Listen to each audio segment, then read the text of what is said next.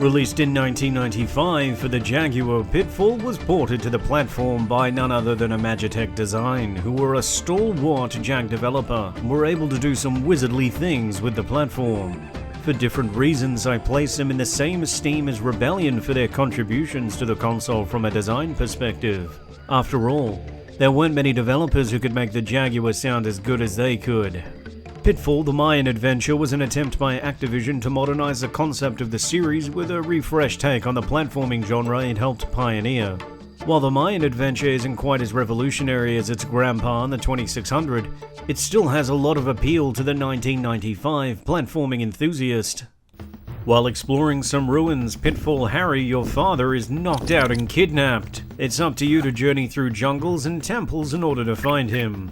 Helping you on your journey are a series of weapons like the boomerang, the exploding stone of Pakal, and the ability to charge a single stone in order to make it more powerful. Other than weapons, Harry Jr. has some fancy moves at his disposal to help him get through the perilous ruins, such as swinging on vines, crawling, and crossing pegs using his sling. Control feels very fluid, with Harry Jr. bounding around amiably in concert with the Jaguar joypad.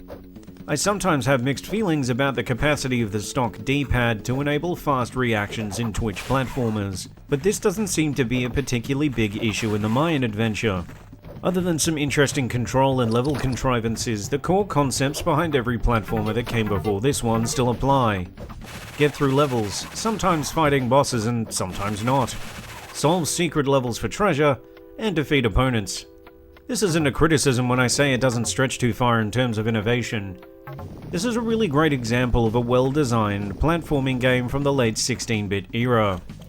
Not only is it a solid platforming game, it also hasn't forgotten its roots, because it includes the entire original Pitfall game for the 2600, either accessible via a series of precise maneuvers in a level, or via the use of a sneaky cheat on the main menu. I never ever get sick of the original Pitfall, and sometimes I put Mayan Adventure on just as a convenient way to play it on my TV without getting my 2600 out. Some might consider a 2D platformer not advanced enough for the Jaguar, but once you see the brilliant animation and enjoy the crystal clear sound, you'll be able to see why this title holds up. The Jaguar port of Pitfall really is the best console version of the game I think I've ever played, bar the Mega CD port.